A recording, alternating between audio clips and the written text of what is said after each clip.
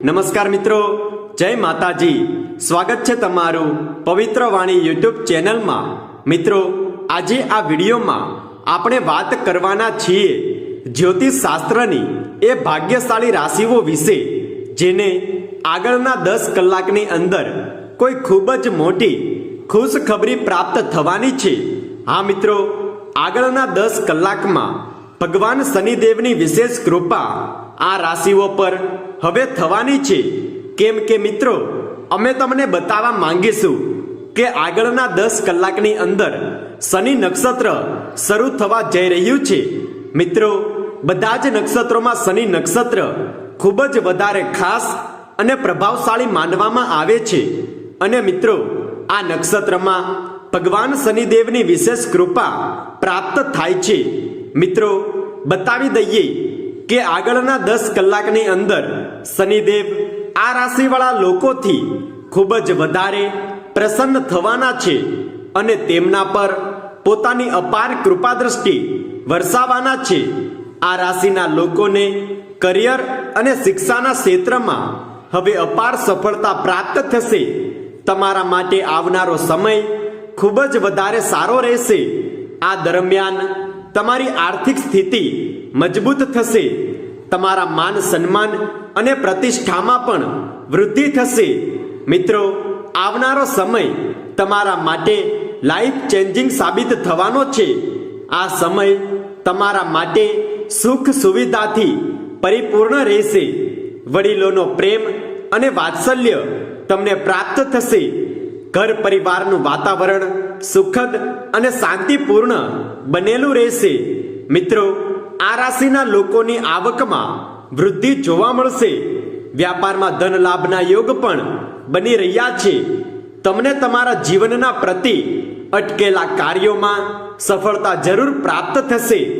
આ રાશિના લોકો ધાર્મિક કાર્યક્રમમાં પોતાનું નામ નોંધાવવાથી સમાજમાં માન સન્માન અને પ્રતિષ્ઠા પ્રાપ્ત કરશે.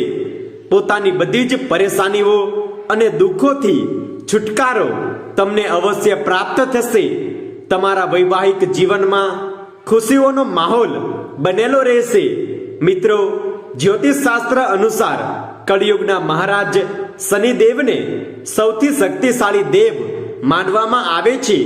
જ્યારે પણ શનિદેવ કોઈના પર પ્રસન્ન થાય છે ત્યારે તેનું સંપૂર્ણ જીવન ખુશીઓ સાથે વીતે છે.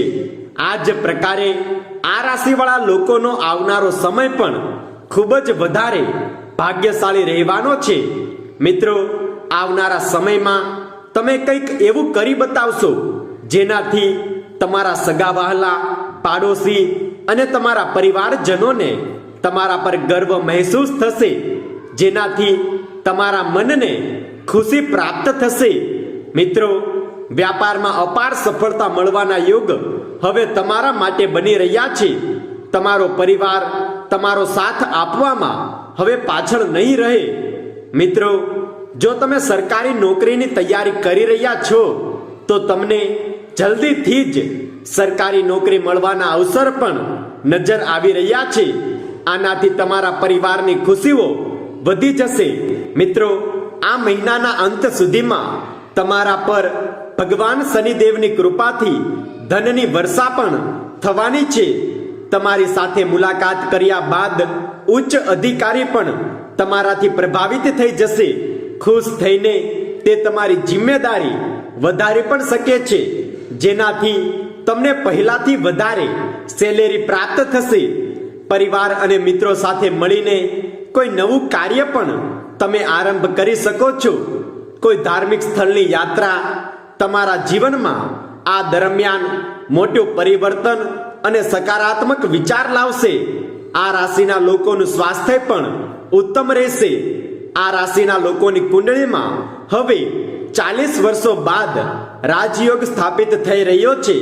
એટલા માટે મિત્રો, તમને હવે બધા જ કાર્યોમાં સફળતા મળવાની છે. તમારા જે કાર્યો કેટલાક સમયથી રોકાયેલા હતા તે પણ હવે પૂર્ણ થશે.